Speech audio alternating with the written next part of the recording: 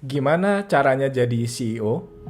Kita sering dengar istilah CEO, Chief Executive Officer. Apa sih jabatan CEO itu?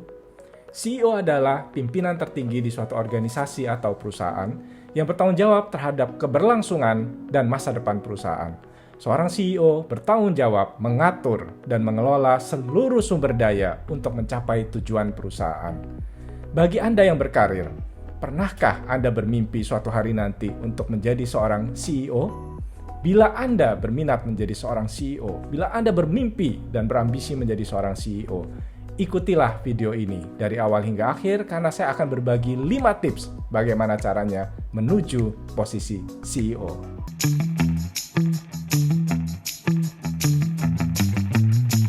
Tips yang pertama adalah jadilah climber. Menuju posisi CEO itu ibarat mendaki gunung. Kecuali Anda adalah putra atau putri dari pemilik perusahaan, sehingga Anda bisa mendapatkan estafet kepemimpinan secara langsung. Bila bukan, maka ingatlah, menuju posisi CEO tidak ada jalan mudah. Selalu akan ada rintangan dan tantangan yang akan Anda hadapi. Di dalam buku Adversity Quotient, manusia dibagi menjadi 3 tipe. Yang pertama adalah climber, yang kedua adalah camper, yang ketiga adalah quitter. Climber adalah orang yang selalu mendaki, dia selalu ingin melakukan pencapaian baru dan dia ingin menuju puncak.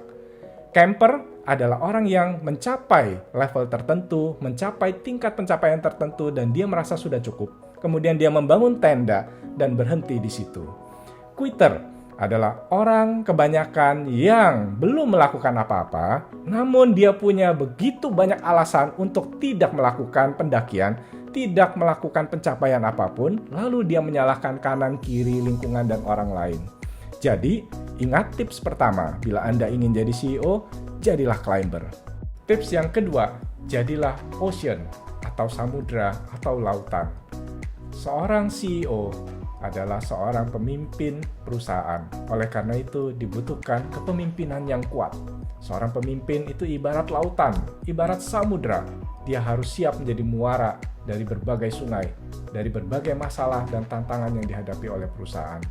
Seorang CEO sebagai seorang pemimpin juga harus bisa mengelola seluruh sumber daya, menggerakkan karyawan untuk mencapai tujuan perusahaan. Oleh karena itu, leadership, kepemimpinan menjadi kemampuan wajib seorang CEO.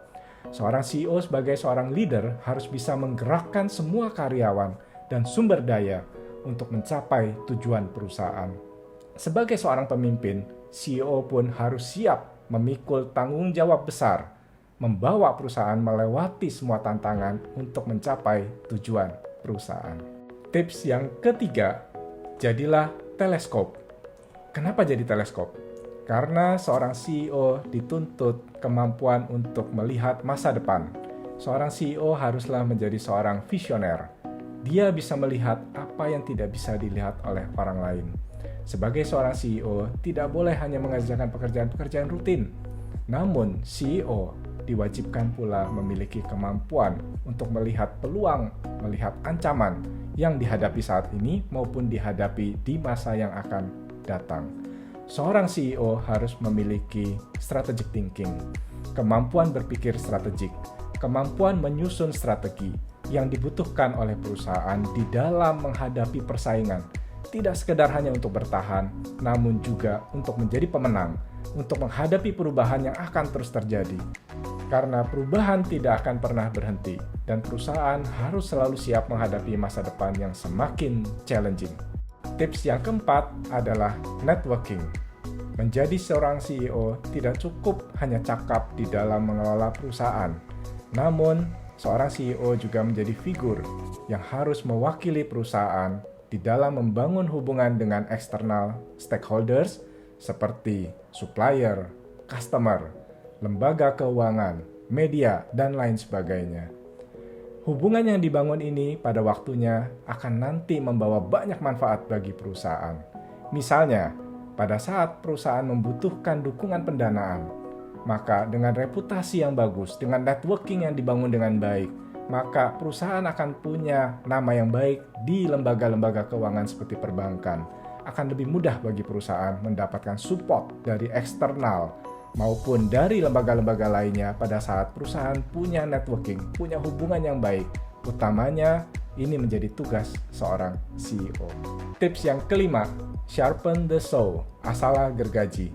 Menjadi seorang CEO, dituntut memiliki kemampuan dan kompetensi yang lebih daripada yang lain. Oleh sebab itu, untuk menjadi seorang CEO, harus juga menjadi seorang pembelajar, memiliki learning attitude. Untuk berprestasi, tidak bisa tidak, kita harus selalu belajar menjadi lebih baik lagi. Semakin tinggi jabatan yang Anda emban, berarti semakin besar tanggung jawab yang juga akan Anda pikul.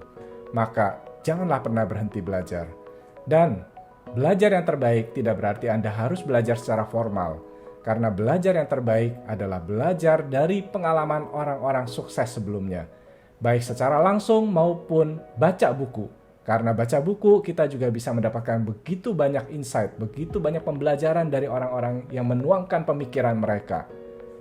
Oleh karena itu, tips yang kelima ini, jangan lupa terus asahlah gergaji. Channel ini menjadi tempat saya berbagi pengalaman karir saya, sejak menjadi seorang staf hingga menjadi seorang CEO.